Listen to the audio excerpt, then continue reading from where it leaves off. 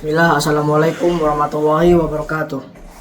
Innal hamdalillah nahmaduhu wa nasta'inuhu wa nastaghfiruh wa na'udzu billahi min syururi anfusina wa min sayyiati a'malina wa may yahdihillahu fala mudilla lahu wa may yudlil fala hadiyalah. Asyhadu an la ilaha illallah wa asyhadu anna Muhammadan abduhu wa rasuluh. Allahumma shalli wa barik ala sayyidina Muhammad wa ala alihi wa sahbihi ajmain. Amma ba'd. Pertama-tama, marilah kita panjatkan puja dan syukur kita kepada kehadiran Allah Subhanahu wa taala yang telah memberikan kita nikmat Islam dan iman. Dan yang kedua, salawat serta salam kita curahkan kepada nabi kita, nabi besar kita, Nabi Muhammad SAW beserta para keluarganya, para sahabatnya dan para pengikutnya hingga akhir zaman. Oke, pada kesempatan kali ini saya akan menyampaikan kultum singkat tentang iman kepada malaikat. Kaum muslimin yang dirahmati Allah, iman kepada malaikat adalah rukun iman yang kedua. Artinya keimanan kita belum sempurna jika kita belum yakini dengan benar tentang malaikat. Allah berfirman pada Quran surat Al-Baqarah ayat 285 yang berbunyi, Amanar rasulu bima unzila ilaihi mir rabbil wal mu'minun kullu amana billahi wal kitabihi. Yang artinya Rasul telah beriman kepada apa yang diturunkan kepadanya dari Tuhannya.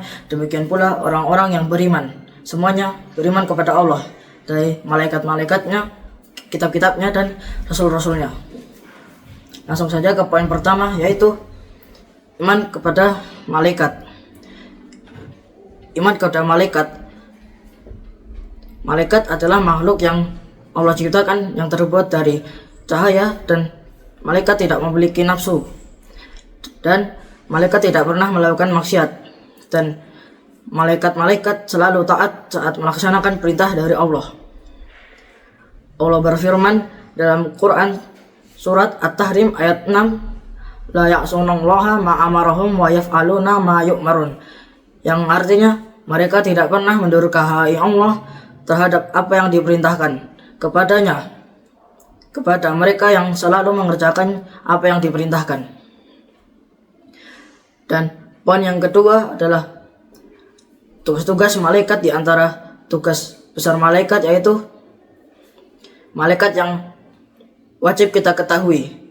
Yang pertama, malaikat Jibril untuk menyampaikan wahyu, malaikat Mikail untuk mengatur hujan dan rizki, malaikat Israfil untuk meniup sangkakala, malaikat maut untuk menjemput nyawa, malaikat Raqib dan Atid untuk mencatat amal baik dan buruk, malaikat Munkar Nangkir untuk bertanya di alam kubur nanti, dan malaikat Malik untuk penjaga pintu neraka, malaikat Ridwan penjaga pintu surga.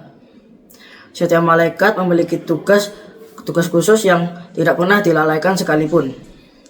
Dan poin yang ketiga, malaikat pencatat amal. Allah berfirman pada surat Qaf ayat 18, Ma yalfidu min qawli illa ladaihin raqibun atid.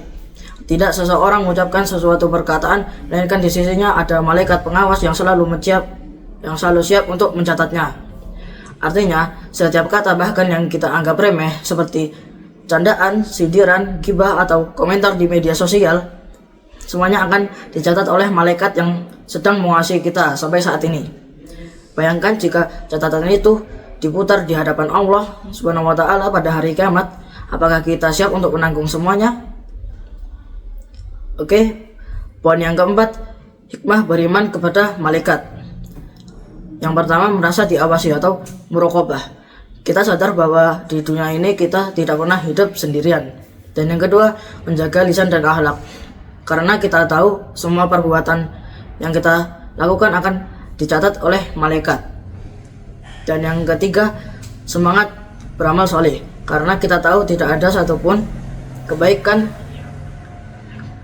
yang sia-sia, maupun seperti